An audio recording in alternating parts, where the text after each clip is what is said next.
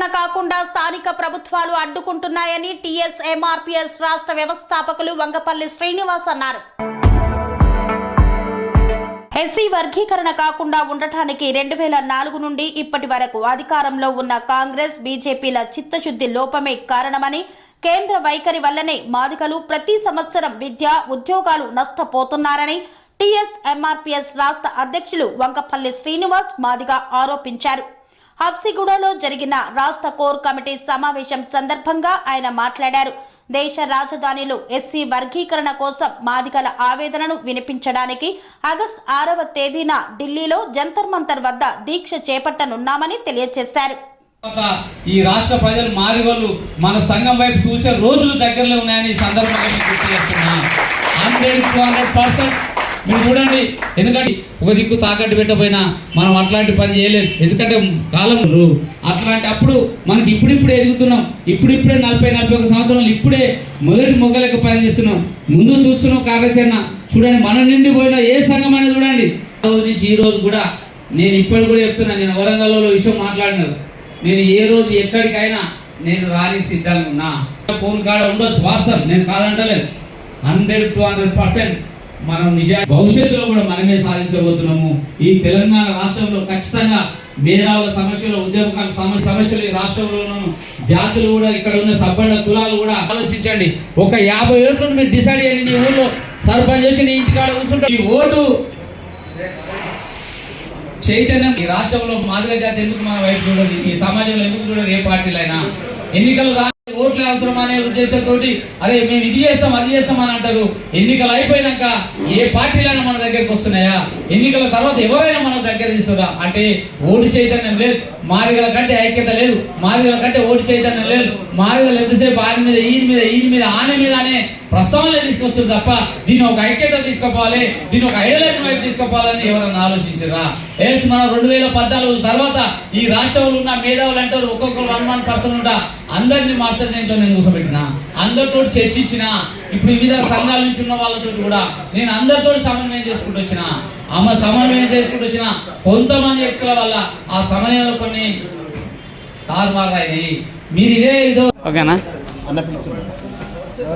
ప్రస్తుత పార్లమెంటు సమావేశాల్లో వర్గీకరణ బిల్లు పెట్టాలని బీజేపీ ప్రభుత్వంపై డిమాండ్ చేస్తూ వచ్చే నెల 6న జంతర్ మంతర్ దగ్గరలో మాదిగ రిజర్వేషన్ పోరాట సమితి ఆధ్వర్యంలో ధర్నా నిర్వహించబోతున్నాం. దీనికి అన్ని రాజకీయ పార్టీలను ఆహ్వానించడం జరిగింది. రాజకీయ పార్టీలు మాదిగలను ఎట్లా వాడుకుంటున్నాయంటే ఊసరవెల్లి గంక రంగు ఎట్లా మారుస్తుందో ఈ రాజకీయ పార్టీలు కూడా ఊసరవెల్లి లాగానే మాదిగ వెల్లి విషయంలో పార్టీలు మారినట్టుగా మమ్మల్ని మాదిగలను మోసం చేస్తున్నాయి. ప్రతిపక్షంలో ఉన్నప్పుడు వర్గీకరణ చేస్తాయి అంటున్నాయి. అధికారంలో రాగానే వర్గీకరణ విషయాన్ని మాట్లాడతలేవు. బీజేపీ పార్టీ ప్రతిపక్షంలో ఉన్నప్పుడు వర్గీకరణ చేస్తాని చేయకపోను దళితులపై దాడులు చేస్తుంది. కాంగ్రెస్ ప్రభుత్వము ప్రతిపక్షంలో ఉండి ఇక్కడ 2023లో రేవంత్ రెడ్డి నేను వర్గీకరణ విషయంలో నేను ముందు వరుసలో ఉంటా, మేము అధికారం రాగానే ఢిల్లీకి లేఖ పంపుతా, వర్గీకరణ విషయం నేను మాట్లాడుతున్నాడు. అధికారంలోకి వచ్చి 6 నెలలు గడిచిన వర్గీకరణ విషయం ఒక్కరోజు మాట్లాడతలేడు. అంటే ప్రతిపక్షంలో ఉన్నప్పుడు ఓ తీరు, వర్గీకరణలో ఉన్నప్పుడు ఓ తీరు. కాబట్టి ఖచ్చితంగా ఈ పార్టీలకు నిరసనగానే వచ్చే నెల 6న దీక్ష చేయబోతున్నాం.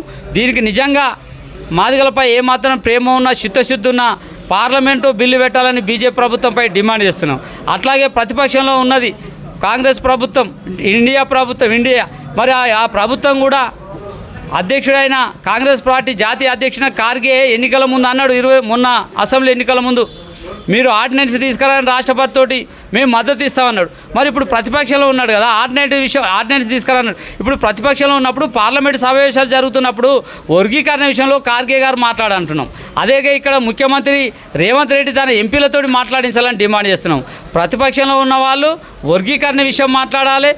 వర్గీకరణ కోసం మేము పార్లమెంట్లో బిల్లు పడుతున్న బీజేపీ ప్రభుత్వము వర్గీకరణ చేయాలని ఈ 2 డిమాండ్లతోటి వీళ్ళు మోసాలు చేసినాయి. కాబట్టి దీనికి నిరసనగానే వచ్చే నెల 6న జంతర్ మంతర్ దగ్గర దీక్ష చేయబోతున్నాం. దీనికి మాది ఉపకులాలు అందరూ వచ్చి ఈ దీక్షను విజయవంతం చేయాలని కోరుతున్నాం. జై భీమ్, జై మాది. శ్రీ అవధూతాశ్రమము బోధానంద సత్యారామూర్తి ఆర్యుల గోసేవాశ్రమము మరియు వృద్ధాశ్రమము పడాల.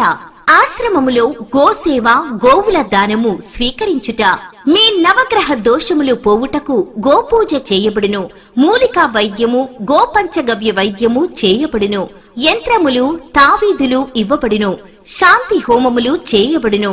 మీ ఆత్మీయుల పుట్టినరోజు పెళ్లి రోజు మరియు వర్ధంతి వంటి ముఖ్యమైన దినములలో గోసేవ లేదా అన్నదానం చేయదలిచిన వారు సంప్రదించండి.